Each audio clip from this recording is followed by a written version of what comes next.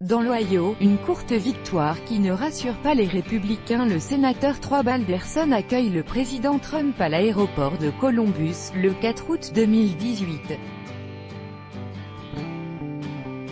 Reuters, Léa Millis. Donald Trump en tête, les républicains américains se sont lourdement mobilisés pour conserver une circonscription ancrée à droite depuis des décennies, proclamant finalement victoire dans un scrutin pourtant si serré qu'il est perçu comme un signal très encourageant pour les démocrates avant les législatives. Après le dépouillement des urnes dans l'Ohio, le républicain Troy Balderson menait 50,2% contre 49,3% pour le démocrate Danny O'Connor dans cette course pour un siège à la Chambre des représentants à Washington, selon les autorités locales dans la nuit de mardi à mercredi. Mais le vainqueur n'avait pas été désigné officiellement, plusieurs milliers de votes par correspondance et bulletins provisoires restant à dépouiller. Peu importe, le bouillant président n'a pas attendu l'annonce officielle pour féliciter Troy Balderson.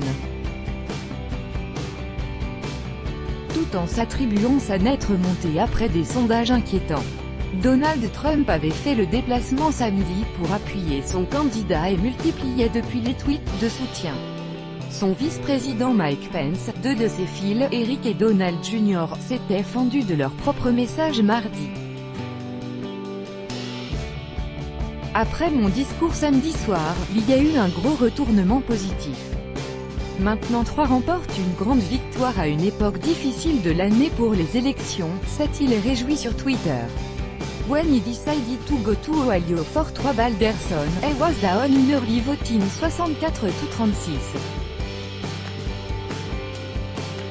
That was not good. After my speech on Saturday night, there was a big turn for the better. Now Troy wins a great victory during a very tough time of the year for voting. I will win big in Nov. Donald J.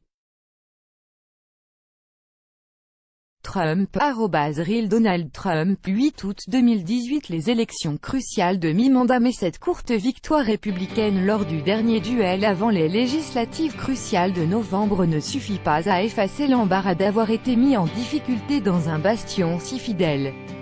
Les 10 points d'avance du mois de juin de Troy Balderson, 56 ans, se sont évaporés dans cette banlieue aisée de la capitale de l'État, Columbus.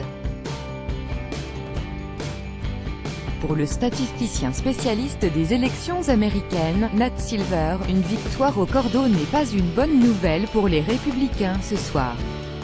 Si le scénario se reproduit à l'automne dans des circonscriptions similaires, les républicains vont certainement perdre la Chambre, a-t-il écrit sur le site 538. Cette course ne devrait même pas avoir été disputée, je suis très inquiet, a lancé un ancien élu républicain de la Chambre, Charlie Dans, sur CNN. Il est évident que l'énergie est du côté démocrate, avec AFP.